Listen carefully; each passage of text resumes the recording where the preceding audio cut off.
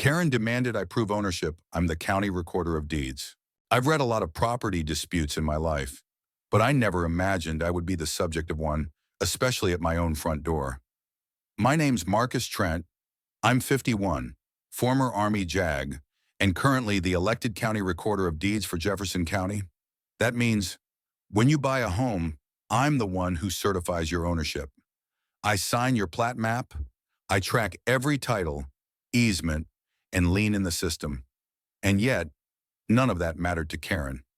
I moved into Brookstone Crest last fall, a quiet development just outside town, tucked between two wooded ridges and a retired golf course. My wife passed a few years back, and I wanted somewhere smaller, peaceful with enough yard for a dog and a front porch that caught morning sun. The house was a tidy three-bedroom with a stone facade and a crooked mailbox I planned to replace. That mailbox apparently was Karen's first problem. Her real name was Candace Vernon, but like so many others, the internet had rightfully dubbed her Karen. She wasn't elected to the HOA. She was the HOA, or so she claimed. According to most neighbors, the HOA technically dissolved 3 years ago when the last board failed to renew their state status. But that didn't stop her. She printed her own citations, created her own rules, taped laminated notices to garbage cans like they were legal summons. And when she saw me pulling into my driveway on move-in day, she didn't offer cookies. She offered a warning. "That mailbox is 4 inches too tall," she said, stepping right up to the truck. "And we don't allow unapproved home numbers." I smiled. "I'll take a look at it later." She squinted. "And I'll need to see your deed registration for occupancy verification." Now, at first I thought she was just nosy, until she pulled out a clipboard and wrote me a citation. I should have shut it down then and there. But I didn't want to fight, so I let it slide for a few weeks, until she escalated. It started with mail holds.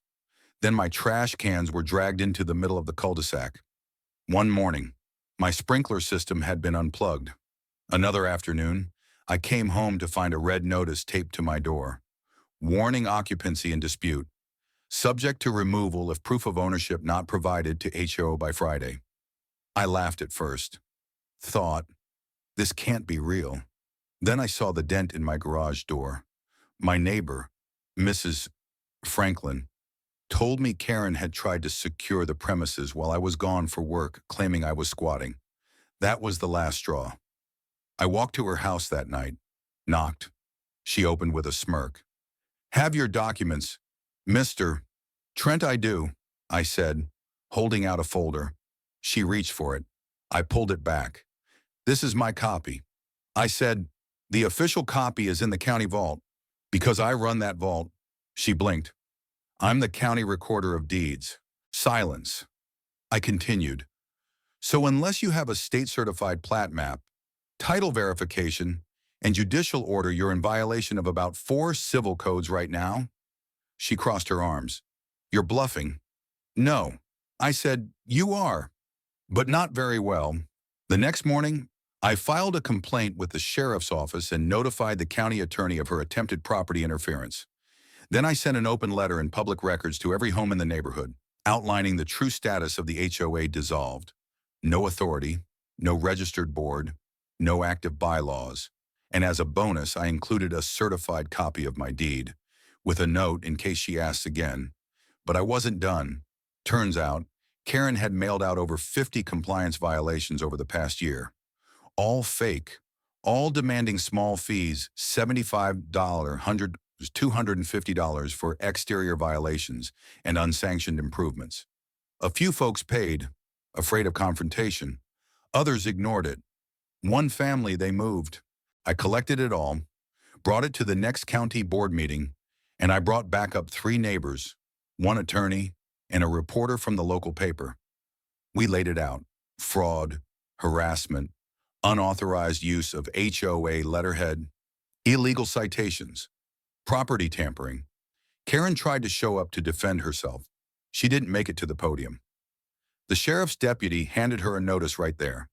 By the end of the month, Karen was served with a cease and desist and fined for unauthorized impersonation of an HOA authority. Her fake fines were reversed. Neighbors who'd paid received checks reimbursed through small claims mediation. And the Brookstone HOA officially dissolved.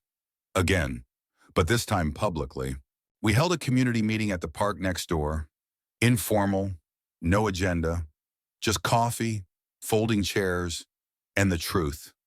I was asked to help form a real committee, not for enforcement, but for connection. We didn't call it an HOA.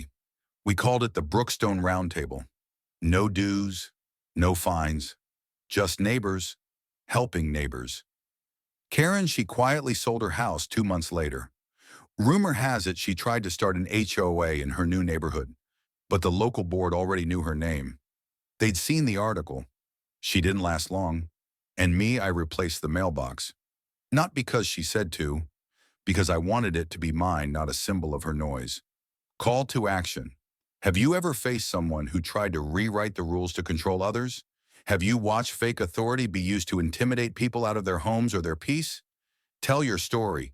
Share it loud. Because ownership is more than paperwork. It's dignity. And no clipboard bully gets to take that from anyone.